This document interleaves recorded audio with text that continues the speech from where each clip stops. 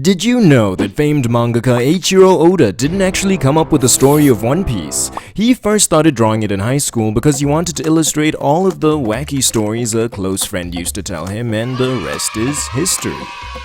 Okay, while that would have been an interesting piece of trivia, it's actually false. I made it up. But the next 101 facts about anime I'm about to tell you, except for just one, are absolutely correct. And I want to see if any of you can find the lie hidden among us. I'll make it easy and tell you the first one is true.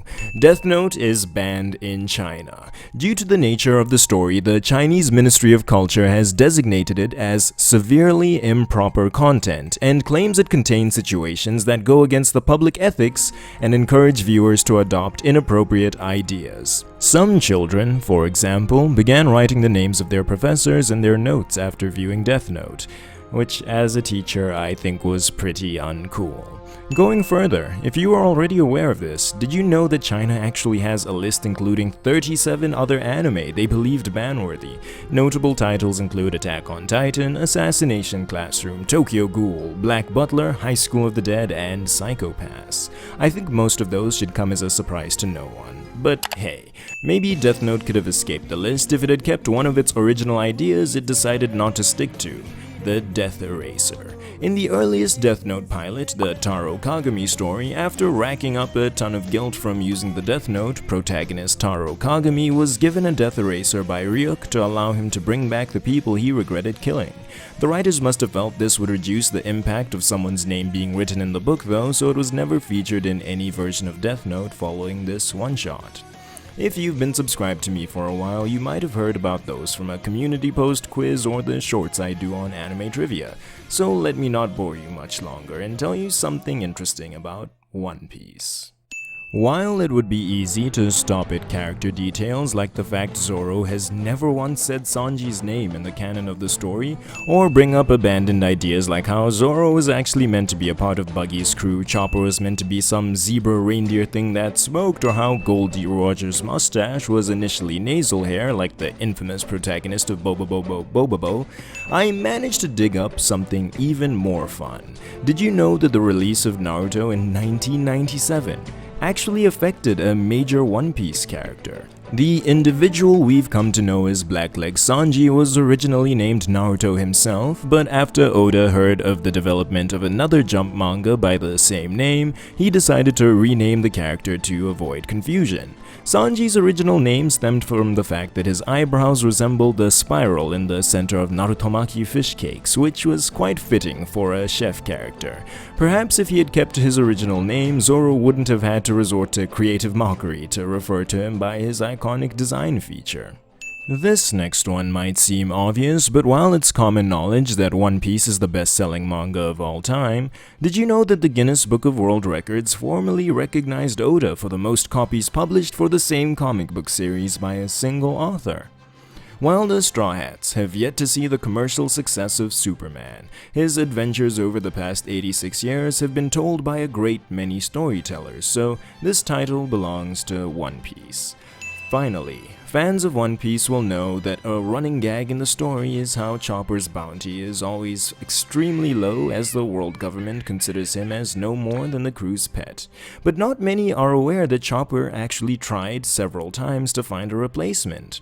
As a reindeer, Chopper is able to speak with animals and has convinced a fair number of them to join him aboard the ship to pass on his role as the crew pet. But every time he does this, Sanji ends up cooking them and turning them into dinner the way he once thought he'd have to do with Chopper himself. Now, since I've spent a fair amount of time talking about the chef who lost his name to Naruto, it only feels natural to talk about him next. Though he didn't go ahead with his Shokugeki no Naruto idea, Kishimoto did still pay tribute to a restaurant near his university that likely sparked his passion for cuisine. Naruto's beloved Ichiraku Ramen was named after said restaurant, which still exists to this day and has come to sell handkerchiefs emblazoned with Naruto characters. While on the topic of the origins of Naruto's leading characters, something that may surprise you is that Sasuke Uchiha didn't exist in the earliest versions of the series. This might be hard to imagine considering his significance to the story and popularity among fans, but he was only included thanks to a suggestion by Kishimoto's editor who believed Naruto needed a rival. As for the specifics of Sasuke's character and backstory, these were both ripped from the 1961 classic of manga literature, Sasuke by Sanpei Shirato, which featured young Sarutobi Sasuke who spends his life seeking vengeance for his mercilessly slaughtered family and clan. This is slightly unrelated, but something I found funny enough to be worth mentioning is that in the canon of the story, Sasuke was named after Sasuke Sarutobi, father of the third Hokage Hiruzen, who wasn't intended to be a human character. Kishimoto originally planned for the third to be a dog, but later scrapped the idea for being too weird. Number 15. Did you know that Black Clover's main character was meant to be Yuno? Asta would have retained his current name and design, but would have been a calm and calculated prodigy alike Yuno, as opposed to the ball of energy we've grown to be fond of. The reason for the change was likely the failure of Tabata's previous manga, Hungry Joker Days. Tabata thought the protagonist was too cool and collected and believed the viewers wanted someone they could relate to. Considering the success this brought to Black Clover, he was clearly onto something. Tabata almost took it too far though, as he didn't originally intend for Yuno to live past Chapter 7. We dodged a bullet with whatever led him to change his mind there. Another thing Tabata reconsidered was Asta's name. As an orphan, there's nothing unusual about him lacking a family name, but in the pilot one-shot that first introduced us to Black Clover, just as Yuno has a full name, our protagonist went by Asta Staria. While this change might have been to address a redundancy since Asta is named after a flower which comes from the Greek word for star, considering the mystery behind Asta's origin, Tabata might have decided to save this reveal for later when we find out more about where he's from. While on the topic of stars, here's a fun fact about last year's hit idol anime Oshi no Ko. While it's common knowledge that Akasaka Aka, the writer responsible for this banger, was also the mastermind behind Kaguya-sama Love is War, not many people know that these two stories are actually set in the same universe. In a panel of Kaguya-sama, Tsubame sings a song by Hoshino Ai's idol group Bikomachi. At the end of Ruby's photo shoot in an Oshi no Ko bonus chapter, Kaguya herself is revealed to have been the photographer behind the camera, and in episode 3 of Oshi no Ko, Aqua and Kana star in the live-action adaptation of I'll Go with Sweet Today, a manga featured prominently in Kaguya-sama. Next, this one isn't as fun as some of the other facts, but I thought someone might like to know what the title Oshi no Ko actually means. To represent the perspectives of the two protagonists, Aqua and Ruby, the title carries two meanings. As explained by Akasaka sensei, the first of the two readings in Japanese, Suki na idoru wo osu, means supporting your favorite idol, just as Aqua and Ruby were in their previous lives. And the second reading, Oshiteru aidoru no kodomo, means children of the idol you support, in reference to Aqua and Ruby being reborn as the children of their favorite idol. For the last fact about Oshi no Ko, warning, I'll be spoiling the end of episode 1, so skip ahead to the next chapter if you haven't seen it. Now, although the plot revolves around the death of Ai, Akasaka sensei revealed in an interview in 2021 that he didn't decide to have Ai killed until the manga was already serializing. In the original premise, Ai would have been active in the entertainment industry alongside her children, but when Akasaka sensei began writing the series, he realized Ai was far too strong of a character. Out of fear that Ai's shining presence would overshadow her kids, who were envisioned as the protagonists of the story, he decided to kill her off.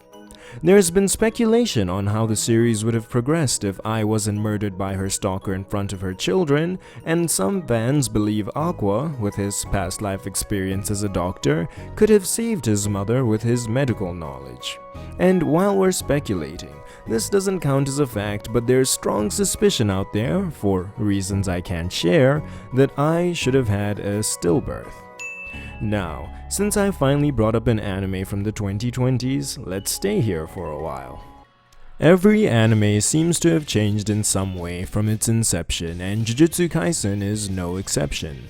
The earliest version of Jujutsu Kaisen, Tokyo Metropolitan Curse Technical School, later renamed Jujutsu Kaisen 0 and dubbed a prologue, was not actually meant to take place in a school setting, but this change was made as Akutami-sensei's editor believed the story was too dark.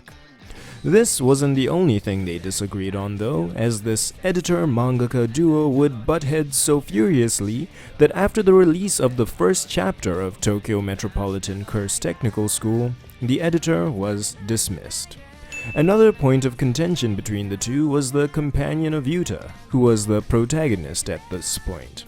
The editor believed a darker figure than Rika would be more suited to the story and insisted she be replaced by Oda Nobunaga. A compromise between the two is what resulted in Yuta and Gojo sharing a Sugawara no Michizane ancestry. Finally, not unlike Black Clover's Asta, Itadori was appointed as the protagonist of the main story because he was a dummy. Yuta was initially intended to reprise his role as the lead in Jujutsu Kaisen, but Akutami-sensei believed he was already too developed after Volume 0 and opted for a new MC with plenty of room to grow. Before I go back to anime from before half the audience was born, I'll settle for one that just happens to be set around that time. Did you know that Chainsaw Man actually takes place all the way back in 1997? Although the occasional out-of-date technology might have been some indication, narrowing down the exact year might have been difficult for some people, especially considering Fujimoto-sensei changed the course of history in the manga. In Chainsaw Man, the Soviet Union still exists, but the Holocaust, creation of nuclear weapons, and even AIDS don't exist as their respective devils are absent. Due to the weakening of the War Devil as well, no war takes place after World War I. Unfortunately for Denji though, whichever devil would likely have had the greatest effect on him in a regular life is one that's still going strong. Most people would forget, as this was resolved in the first chapter, but Denji had a life-shortening heart disease that would randomly cause him to hack up blood.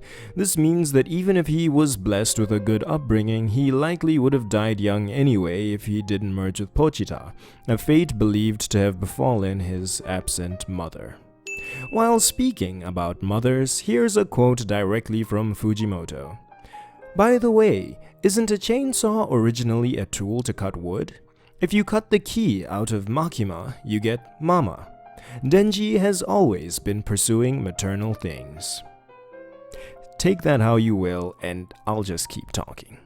Makima was actually the first Chainsaw Man character Fujimoto developed. While working on the series, he had a clear idea of her role and appearance because she was a character from one of his childhood fantasy works, Breath of the Stars.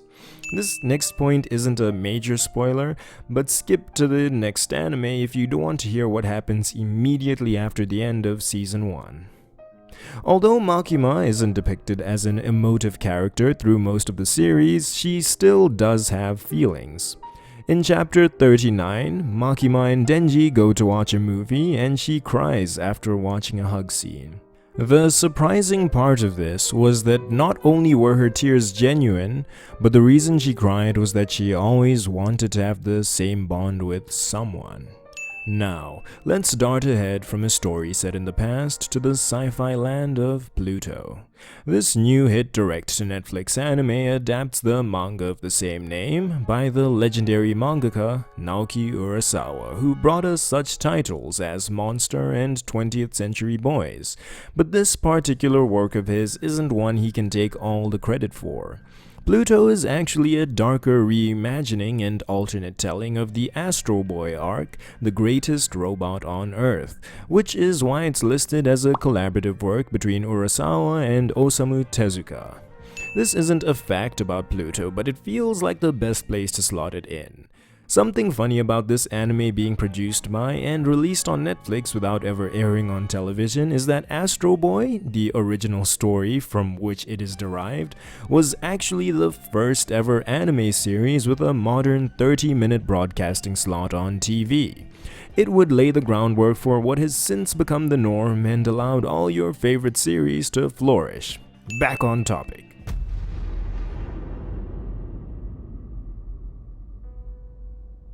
These next two facts will be pretty fun if you only watch the anime like I did. First, did you know that in the Pluto manga, Geass and Brow 1589 swapped memory chips? This allowed Geass to experience firsthand what it meant for a robot to kill a human, and I wonder if that had any effect on his character from that point on. The second fact has to do with the anti-robot cult. Urasawa had absolutely zero chill in the manga and gave them KKK pointed white robes. Netflix was having none of that though, so they smoothed the hoods off and made them stand out less. The anime Space Brothers isn't notable enough to have earned its own spot on this list, but while the topic is sci-fi anime, I thought it was worth giving a nod. 2012 marked the first time voice acting lines have been recorded in outer space, and this was done by astronaut Hoshide Akihiko while aboard the International Space Station. His scene eventually appeared in the anime's 31st episode, Rocket Road. Before I go on to fact number 34, now that we're a third of the way through, if you've been enjoying the video, please consider liking, subscribing, and leaving a comment. Don't forget that one fact in this video is false. Maybe you missed it, maybe it's still up ahead. Let me know which you think it is. Playing along will really help this video do well and tell me that it's worth making more high-effort uploads like this. Back to the video. I brought up Chainsaw Man earlier, but did you know that Denji gets up to more than just devil hunting in his spare time? In chapter 259 of My Hero Academia, he can actually be seen in the background helping out in the effort against villainy. If you find that surprising, wait till you hear this. MHA's resident hothead, Bakugo, was actually meant to be kind and well-mannered. Horikoshi Kohei sensei initially wanted Bakugo to be a gentle hero, but he thought that'd make him boring, gutless, and uninteresting to fans since Deku was already the same. The changes to 1A's lovable roster don't end there though. While Hagakure Toru and Asui Tsuyu have come to be two of the series' best girls, they weren't meant to be female characters at all. Horikoshi meant for them to be male, but realized that the class already had too many boys, so he decided to change their genders for balance. Gotta hand it to the guy. Of all the characters he could have picked to gender bend, he chose the right ones. Now, with quirks out of the way, let's move on to the series that's just outright quirky. Or should I say, bizarre. Jojo's Bizarre Adventure is a treasure trove for this type of video, but I really want to gun for facts you didn't know, so I picked stuff nobody cares about. First up, though JoJo's can proudly claim it has a great and faithful anime adaptation now, did you know that this wasn't always the case?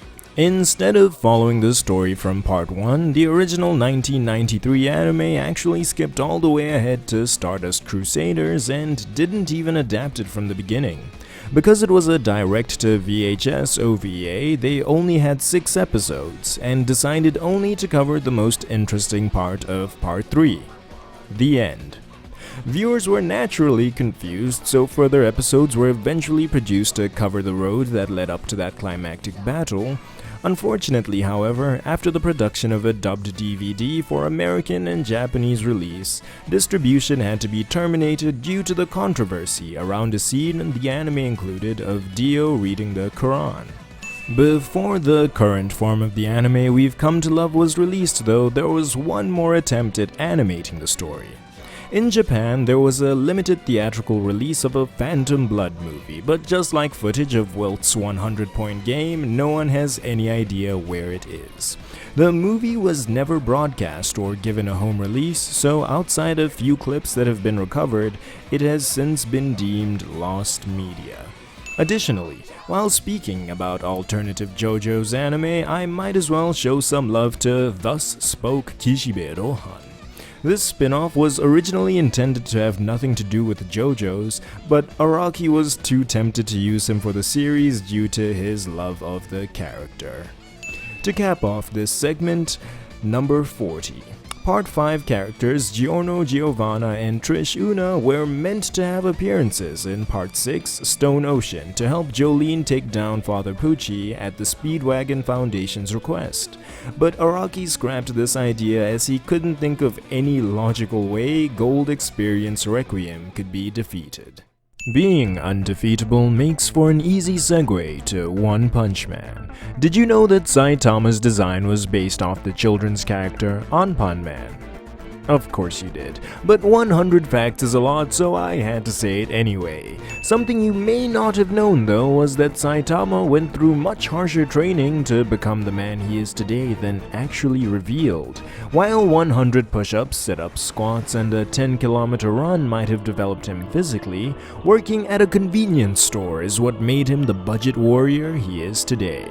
Due to his financial difficulties, he struggled to pay rent and had to live off vegetables since being a hero for fun didn't pay the bills. That hardship is why he'll never miss a sale, even if Genos is the one paying his rent now. With the title of the series being One Punch Man, it feels appropriate to mention the first adversary Saitama ever failed to defeat in one punch: Boros. Did you know he was meant to be a reference to the Super Saiyans of Dragon Ball Z? From his hair lengthening as his power rose to the fact he was an extraterrestrial visitor, it seemed one wanted to draw a parallel between him and the sons of planet Vegeta. I'm not going to say who I think would win, but that's definitely something to make Goku vs Saitama more interesting. Know what's even better than that though? The fact that there's an A-class superhero named Golden Ball.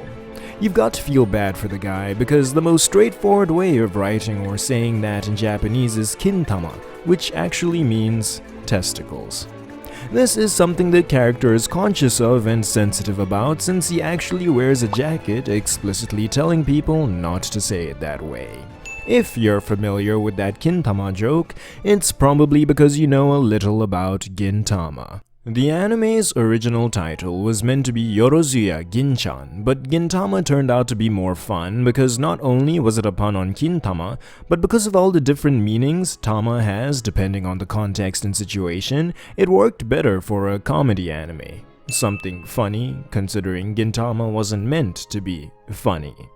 After its initial publication, the creator of Gintama recognized that its comic components were considerably more popular with readers than its serious samurai manga foundation, so Sorachi Hideaki sensei abandoned his high-intensity samurai manga and went ahead with what made the people happy, something Isayama Hajime tried to do as well. These words were said long before the ending of Attack on Titan, so these aren't spoilers, but Isayama originally planned to give the series a tragic conclusion, where every character dies. However, positive response to the manga and anime has caused the author to consider changing the ending due to the impact it could have on fans. I naturally won't comment on that, so I'm going to change the subject to something you're going to wish I didn't tell you. According to Isayama, the characters in AOT don't shower as much as you would in modern Japan. They reside in a culture that doesn't mind body odor, so as much as you might want to lick Levi, he'd probably be too gross to even approach. Next, everyone knows that Weekly Shonen Jump is the magazine all mangaka dream of getting serialized in because it offers the brightest spotlight, even if that comes with the highest likelihood of failing miserably. Isayama-sensei wasn't immune to the allure of Jump and actually approached them first. He was advised to revise his story to make it more suitable for the magazine, but ultimately declined and took it to Kodansha, where he was quickly accepted and published in Besatsu Shonen magazine. Shueisha ultimately lost what would become a modern classic, but I don't blame them for their decision, considering even Isayama decided on the idea of Titans because he thought giants were kinda gross, and elevated that to another level by modeling their behavior after drunk people. During a TV interview, he revealed that an interaction with a drunk customer when he worked at an internet cafe made him realize how, and I quote, difficult it can be to communicate with someone despite being the same species. This is a challenge I've faced personally, but I appreciate all of you who've allowed me to communicate with you through my YouTube videos. Up next is Fact 51, so we're halfway there. Let's keep going strong. I probably should have given something as iconic as Dragon Ball the premium first slot, but I ended up gathering enough facts that I didn't want to scare people off with it too quickly. Let's start with some of the obvious ones. First, at 3.5 hours, Goku vs. Frieza is the longest fight in anime history, and I sincerely hope nothing is ever outrageous enough to surpass it. Second, during that fight was the first appearance of the transformation that would go on to be the most legendary in the history of anime today, Super Saiyan. Did you know, however, that it wasn't actually meant to change Goku's hair color? Considering the rainbows of transformations the series has been memed on for, this might be hard to believe, but Toriyama only made the transformation blonde to save time. He didn't want to have to spend a ton of time shading the black luster of Goku's hair, so he made him blonde because that was easier to draw in the manga. Third, this is something even I've had a hard time believing, but Goku's first kill wasn't until the Buu saga when he allowed Yakon to explode by feeding him more energy than he could contain. Fights like Kid Goku vs Demon King Piccolo and Goku vs Frieza have left strong imagery of Goku being willing to kill his adversaries, but since he was unsuccessful both times, his total conscious kill count is only 2, with the other being Kid Buu via Spirit Bomb, which should barely count since he wished for him back anyway. I assume Grandpa Gohan was excluded from this statistic for being an accident. Next, the first woman Goku ever stripped down in bed was Bulma, and he was shocked to discover she had no balls. If you watched the original Dragon Ball, you knew this, but it's always funny to say out loud. Dragon Ball Fact 5. While you may know that the classic line, "It's over 9,000" was mistranslated from the Japanese where the number was 8,000, did you know that this change was intentional and not a translation error? The change was made to make the lip-sync process more consistent for the English dub, and this is actually a common practice when dubbing media in different languages. Luckily, this all happened before the advent of power scaling would have made the localization team too scared to pick a better sounding number. Speaking of which, Goku's English voice actor Sean Schemmel really puts everything on the line to make his vocal performances as convincing as possible. This was probably most evident when he actually passed out recording one of Goku's transformations. He revealed in a 2013 interview that after all his years of service, what finally did him in was Goku's transformation to Super Saiyan 4 in Dragon Ball GT. He explained that he was tired from working non-stop and misjudged the amount of air and proper vocal technique needed during power-up scenes, which led to him passing out. Dragon Ball Fact 7. While we all know that the series was far extended past the ending Toriyama envisioned with Oolong wishing for panties, did you know that even individual sagas would get extended if Toriyama's editors weren't satisfied? The most extreme example of this would have to be the Cell saga, which didn't originally feature Cell.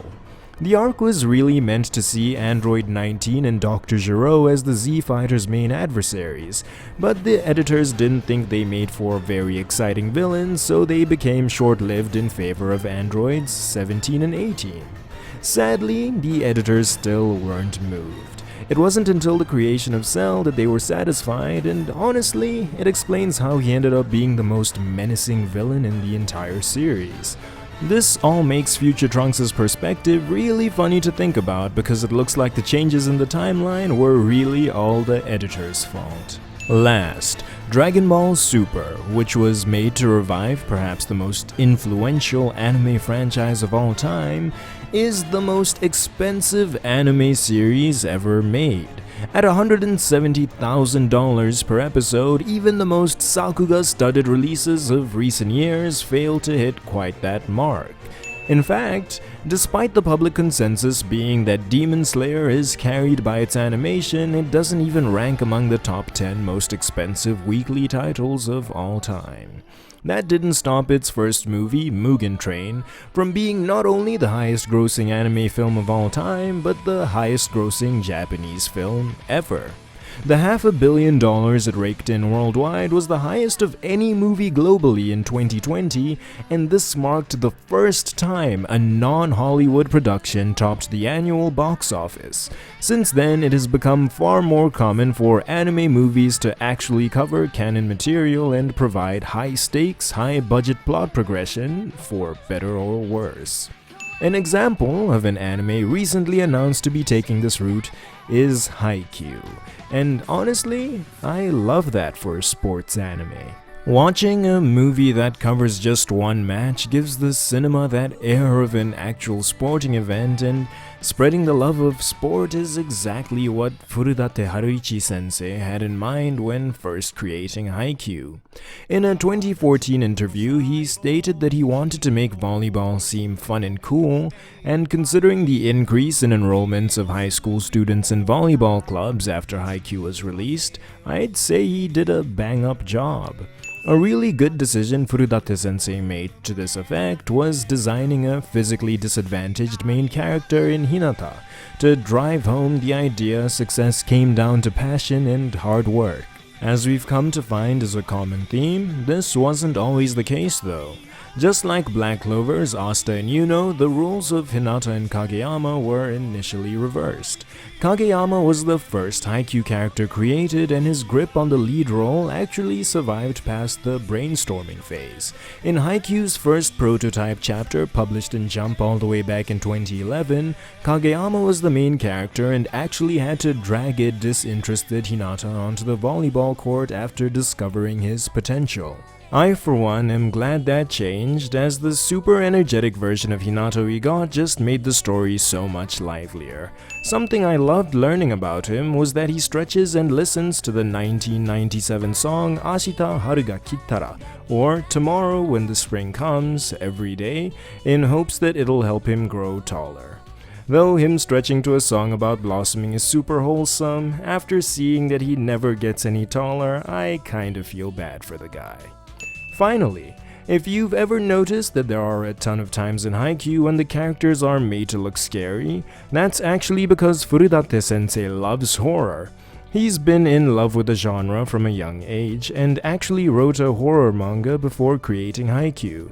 Its name was Kiben Gakuha Yotsuya Senpai no Kaidan, and one of the main characters, Nakashima Makoto, is the sister of Haikyuu's Nakashima Takeru. Horror anime aren't very good, so I don't have any for a clean transition. The closest we're getting is Tokyo Ghoul, and the scariest part of that was how poorly the anime followed the source material. Because it's common knowledge that the anime and manga are very different, that won't be adding to our count. Instead, did you know that Rise, the ghoul whose insides turned Kaneki, wasn't part of the original plan for the story? Before she was implemented, her role was going to be fulfilled by Toka, and I for one am glad she was spared from an episode 1 death and got to grow alongside Kaneki as a not-so-human being. Speaking of the name Kaneki, this was actually a reference to writer Dazai Osamu, who was born in Kanegi, and is best remembered for his famous work, No Longer Human.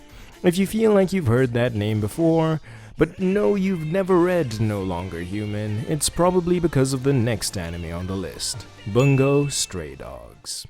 For this anime, I'll be sharing the story of No Longer Human and telling you about just what kind of person fan-favorite character Dazai Osamu was named after. Trigger warnings. Skip ahead to the next anime if you may be triggered by involuntary pillow fights, self-unaliving, or overuse of chemicals and toxins that make you behave different.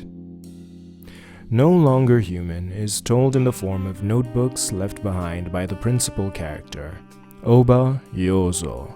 These are divided into 3 chapters which chronicle Oba's life from his early childhood to his late 20s. The first notebook. Afflicted with an intense feeling of alienation and otherness, and finding it nearly impossible to understand those who surround him, Oba resorts to buffoonery in his early years to establish interpersonal relationships. Establishing the mood of the rest of the book, Oba describes humans as if he is separate from them, describing them foolishly and perplexedly. He also describes numerous times that his antics are a way to not anger humans and to not be taken seriously to avoid reprimands. He is sexually abused by a male servant and a female servant during his childhood, but decides that reporting it would be useless. The second notebook. Oba becomes increasingly concerned over the potential penetrability of his cheerful facade when his schoolmate Takeichi sees through one of his false buffooneries. Oba befriends him to prevent Takeichi from revealing his secret. After being inspired by a painting of Van Gogh that Takeichi shows him, Oba starts to paint to express his inner agony through art. Oba paints a self-portrait which is so dreadful that he dares not show it to anyone except Takeichi, who predicts him a future as a great artist. After finishing high school, Oba is sent to Tokyo to visit the university. Influenced by a fellow artist, Horiki, whom he meets at a painting class, Oba descends into a pattern of drinking, smoking, and engaging sex workers, and attends communist meetings without being a staunch follower. After spending the night with a married woman, he attempts to commit shinju with her by drowning. He survives, and she dies, leaving him with an excruciating feeling of guilt. The third notebook. Part 1. Oba is expelled from university and comes under the care of a friend of the family. He tries to have a normal relationship with a single mother, serving as a surrogate father to her little girl, but soon he returns to his drinking habits and his fear of humanity and abandons them. He then lives with the madame of a bar before he meets Yoshiko, a young and inexperienced woman who wants him to stop drinking. The third notebook. Part 2. Thanks to Yoshiko's grounding influence on his life, Oba stops drinking and finds gainful work as a cartoonist. Then Horiki shows up, turning Oba to self-destructive behavior again. Worse, at the moment of recalling Crime and Punishment by Dostoevsky, while he discusses the antonym of crime with Horiki, Yoshiko is sexually assaulted by a casual acquaintance. The terror and despair brought on by this incident estranges Oba from his wife and leads him to another unalive attempt with hypnotic drugs. Released from the hospital where he was taken after this attempt, Oba becomes a morphine addict. He is confined to a mental institution and, upon release, moves to an isolated place with his brother's help, concluding the story with the comment that he feels neither happy nor unhappy now. That may have been where the book ended, but the story's not over yet. A detail I've left out is that this work is semi-autobiographical. While fictional characters were used for the telling of this story, the experiences mirrored those of Dazai's life, only he enjoyed higher heights and sunk to even lower lows. He was arrested several times for his connections to communism and involvement in the death of a bar hostess he survived a double unaliving with. He ruined his health with alcohol, and thanks to a total of 5 unalive attempts, spent much time in the hospital, where he became a morphine addict. His house was burned down more than once in the American bombing of Tokyo. He eventually became a famous author after the end of World War II, married his second wife and had children, but abandoned them and ran off with a widow. It was while he was with this widow that he wrote No Longer Human, as he perhaps felt at the peak of his self-destructive behavior. And it was a month before the book was to be published that he finally met his end, drowning with the widow in the canal near his house. It's believed that he regretted his decision to do this, as signs suggest he struggled, in vain, at the very end, perhaps finally feeling some will to live. But it was all too late, and the pair were discovered 6 days later on what would have been his 39th birthday. What inspired me to share all of that with you, I have no idea. It's just a profound commentary on the human condition from the perspective of a broken man. If you'd like to see any of this in greater detail, the work has received a number of adaptations, with the only one relevant to today's topic being Aoi Bungaku, the only animated adaptation of this work, which covers it over the course of its first 4 episodes before also adapting 5 other Japanese literary pieces. On that note, I think we need something a little more cheerful to lighten the mood. Few things bring good vibes as well as Pokémon, and from all the little creatures the franchise has given us over the years, none have risen to quite the prominence mascot Pikachu has. Did you know this wasn't supposed to be the case? Clefairy was actually meant to be the Pokémon mascot, but ultimately lost the position to Pikachu thanks to his massive popularity among the fans. Clefairy has since fallen almost entirely out of relevance, and that's a sad fate for Nintendo's intended golden child. I don't care though, back to Pikachu. I know I just finished saying he's popular, but I think I need to drive the point home. Number 71. In 2001, a small island nation to the east of New Zealand minted coins with Pikachu and a few other Pokemon on them. The country's name is Niue, and while it largely uses New Zealand's currency, it does still produce its own money, the Niue dollar, and decided that it wanted to have Pokemon printed on it. This decision drew a lot of buzz around the world, and the coins became collectibles worth hundreds of times their actual buying power. Being the only country in the world printing anime on money made it unique, and a similarly unique existence is what I've got for you up next. A father. If you've ever watched Pokémon or played the games, you should be aware that it isn't exactly common for Ash or whatever you name your in-game character to be around any parental figure. The simple explanation is that men are trash. Through the anime and all the games, the only time the protagonist is ever given a father is in Pokémon Ruby and Sapphire. The normal-type gym leader Norman is the only father to even get a mention through the series, and with so many deadbeats, it's easy to understand why Ash couldn't bear to stay home past age 10. With the love of the friends he made along the way, he was able to fill the void he had in his heart, and the next 2 facts are the names of those first 2 companions he traveled alongside. While everybody knows his full government name is Ash Ketchum, the names of cohorts Brock Harrison and Misty Williams usually get cut short. If it's your first time hearing either of those, you're welcome. Now that I've told you about a guy who makes his friends his family on a journey he begins at a young age, it feels like the appropriate time to mention a similar character, who makes a point of having no enemies. I've only got one lame Vinland Saga fact because I'm behind right now and don't want to spoil myself, but the real-life human Thorfinn was modeled after was a well-regarded Icelandic explorer born in the year 980. A little earlier than 996, when the anime Thorfinn was born, a change likely made to allow us to witness his full character arc from childhood through adolescence up to his adulthood. The explorer was named Thorfinn Thordarson, and his nickname, Karlsefni, roughly translates to promising boy, because he showed promise as a boy or something.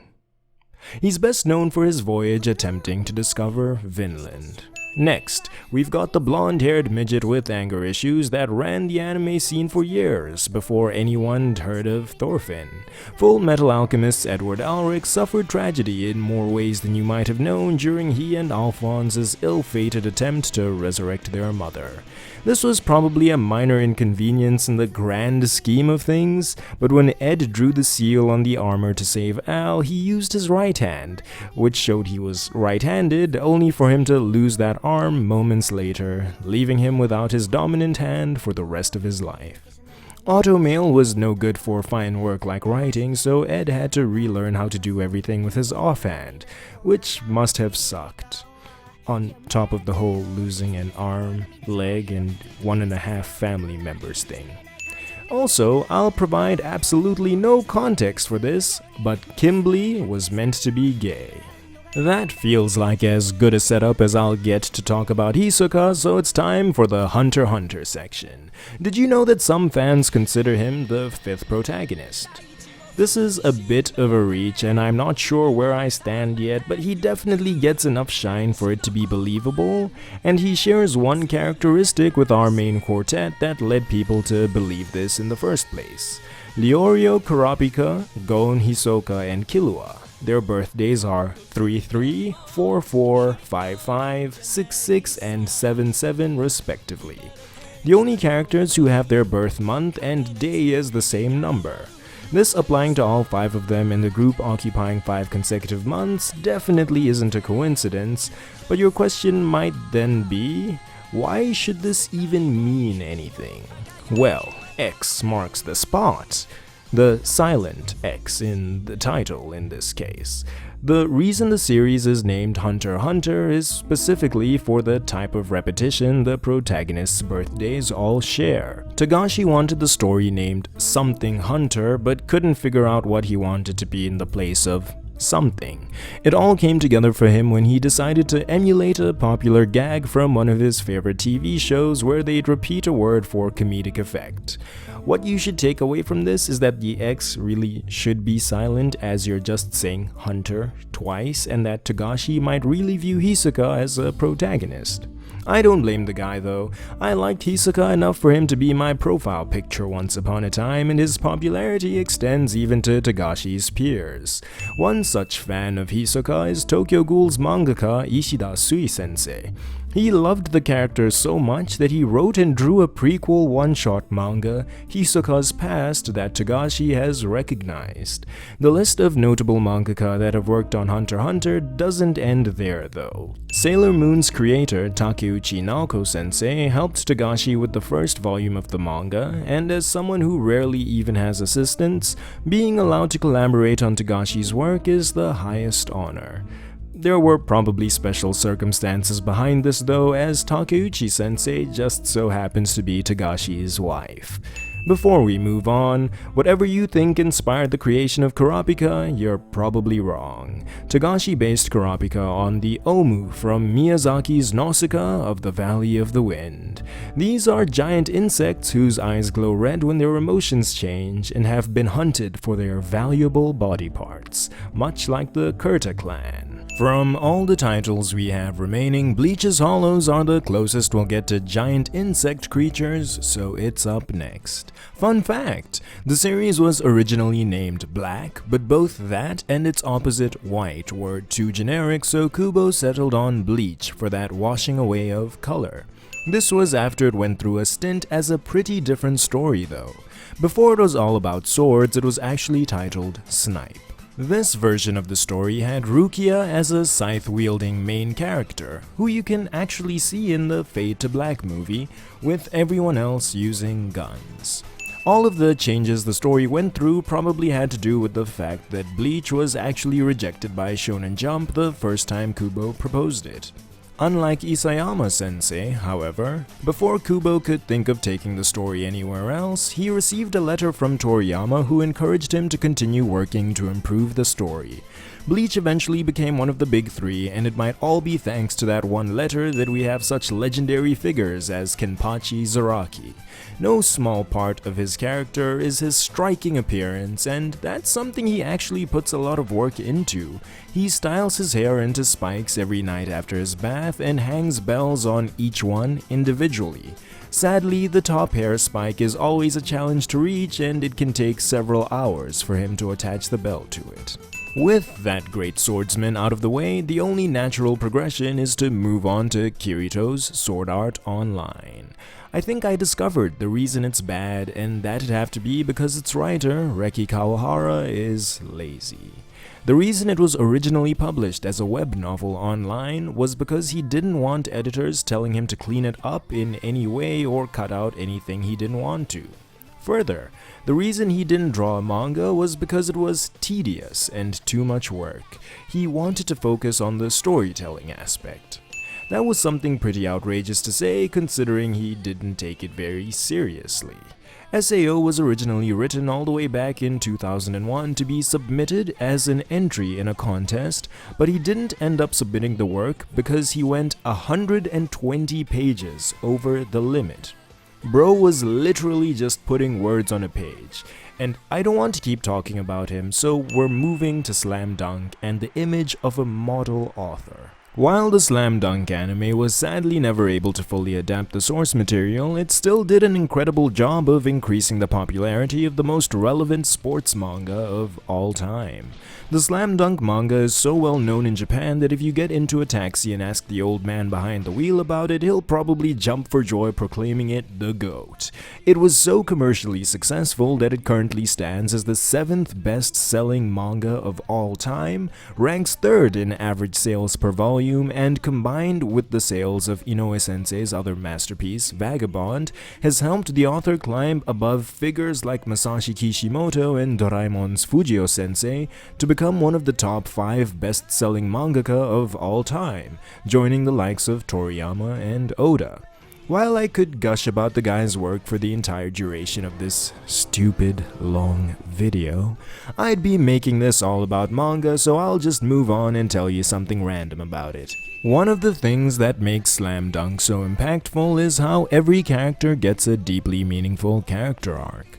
These are often emotional and lead to vulnerable moments for our protagonists. How emotional does it get?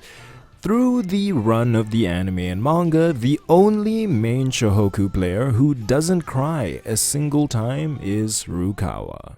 Now, although I barely count Hajime no Ippo as a sports anime, while talking about the greatest of all time, it definitely belongs in the conversation. The fun fact I have here is something I've said in a video before because I'm adding this at the last second after completely forgetting to include this series. But did you know that the Hajime no Ippo anime was the only way for an English-speaking audience to legally consume the story until just recently?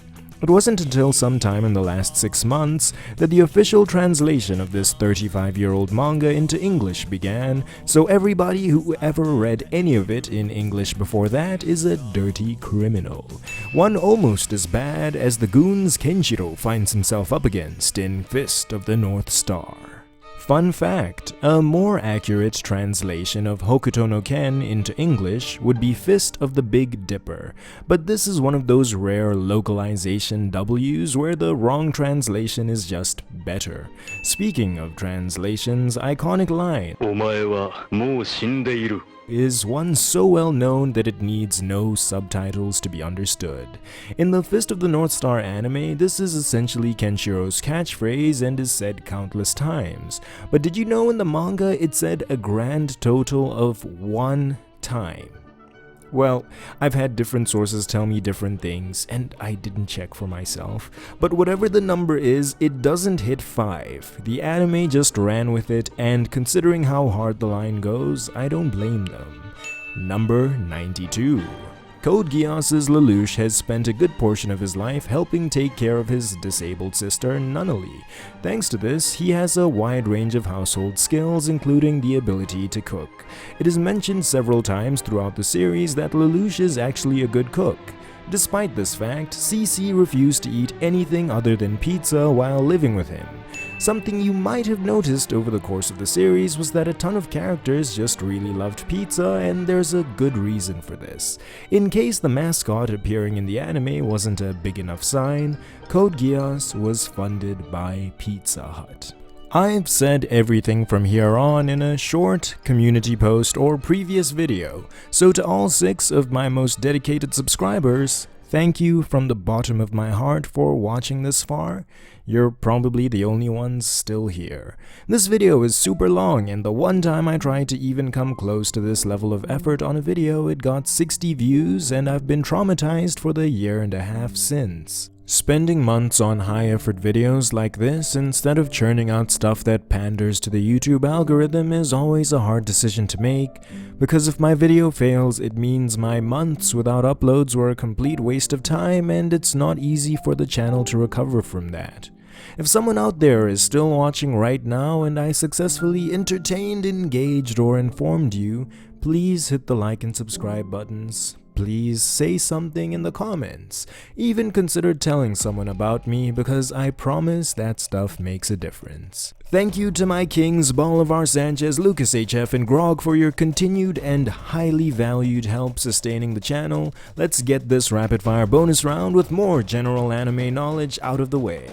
Number 94. 1917 animated film Namakura Gatana is the oldest surviving anime, so it's what everyone defaults to when we talk about the first anime.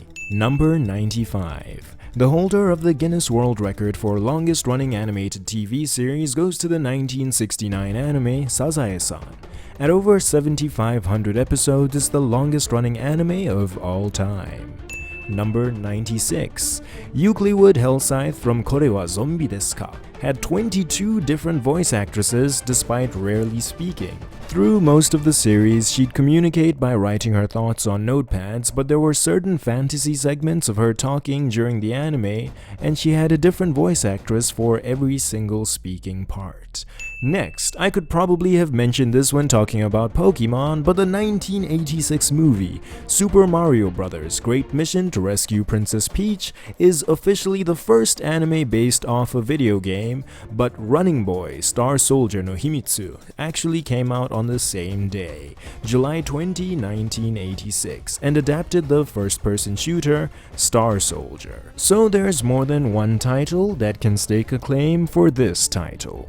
Number 98. Spirited Away was the first anime to ever be nominated for an Academy Award, and it actually won, helping raise the pedigree of anime as a whole. Numbers 99 and 100. To animate the movie Akira that took place largely at night, 50 new colors were created to allow for the dark scenes to appear more visible, colorful, and vibrant. Additionally, without the Akira movie, Naruto may never have come to be, as Kishimoto lost interest in drawing in favor of sports during middle school. It was only after seeing one of the Akira movie posters that his passion was reignited and he returned to drawing. Finally, fact 101. In Japan, the term anime, derived from the English word animation, is used to refer to all animated works regardless of origin. So yes, cartoons are anime too in Japan.